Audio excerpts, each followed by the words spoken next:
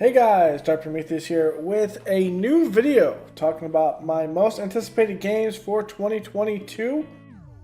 And we'll start off with Dying Light 2, which comes out in February 4th. I've played Dying Light 1 a long time ago. We're going to be doing another Dying Light playthrough on the channel sooner rather than later to prepare for this.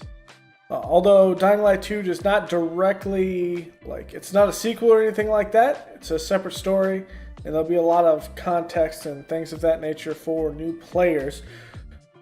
However, I want to drop back into Dying Light 1 just because it's an interesting game, it's fun, and I think this one with Dying Light 2 will be so much more with the dynamic environments, factions, the day-night cycle being more hardcore-wise, since it's deeper in the lore of the world, and more mutations, more dangerous monsters at night, and also the fact that you can get some crazy loot at night. So it's going to be one on my radar, and we will be playing it around the time it comes out. Next one is Horizon Forbidden West. Another one, I do have the first one, Horizon Zero Dawn on PC. We will get around to playing that as well before this comes out. We'll be playing this on PS5 when it does, and just the graphics, the story, I've kind of been exposed a little bit to the lore years ago when it first came out, and I really enjoy these types of games. Not like a super big open world, but one that feels full, but also linear at the same time, if that makes sense. I expected to have more of a feel of how the Halo Infinite open world did, and I really enjoyed that. So, Horizon Forbidden West is on my radar, and we will be playing that around the time it releases. Next up is Starfield. So, one of the big things I haven't really talked about so much on the channel is I'm a big space nerd. 100% space games, particularly exploration space games. I really played a lot of No Man's Sky off of stream and stuff like that. In my own personal time, explored. I loved, even from the initial bad launch of that one.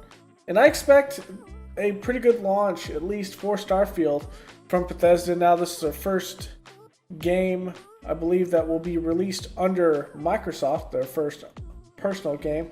And so I expect it to be pretty decent quality when it first comes out. And I expect, actually, some good exploration. And space exploration is amazing.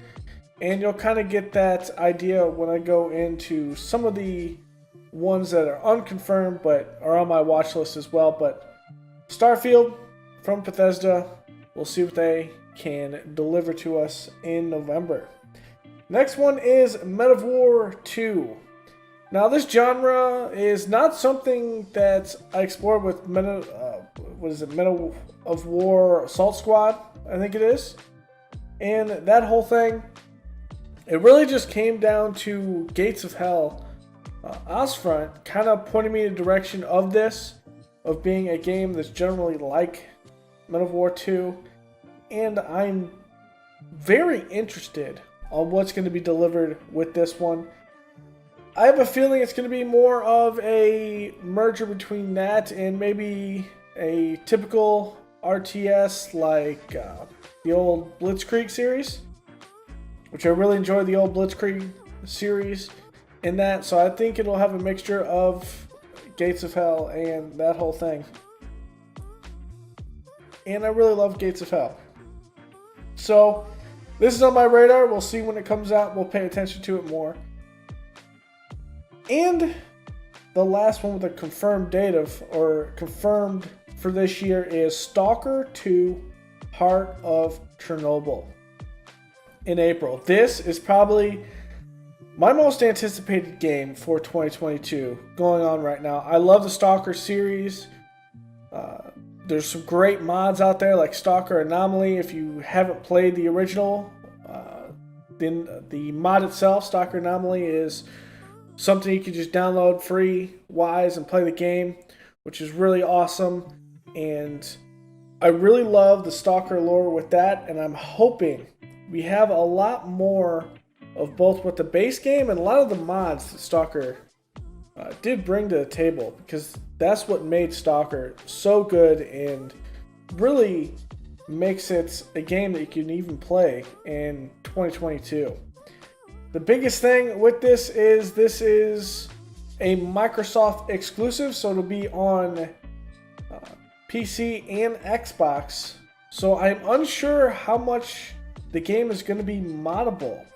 That's one worry I do have with the game on PC, but we could see at least some things like that, as we're starting to see even mods come out for games that never actually had mods, say like Madden per se had mods come on PC, which is something kind of odd and strange, but nothing on console, so we could see something similar to that.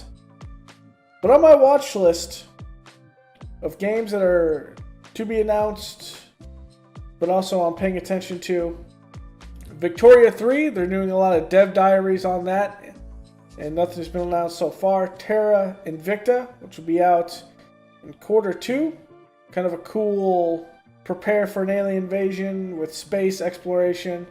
Xenonauts 2, more of an XCOM style, but more of a down-to-earth in its graphics, things like that.